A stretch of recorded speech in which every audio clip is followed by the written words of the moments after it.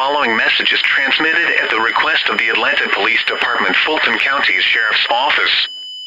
Residents within 2 blocks of the Atlanta Community Center must remain shelter in place due to an ongoing fire. We are asking residents should shelter in place until the all clear is given.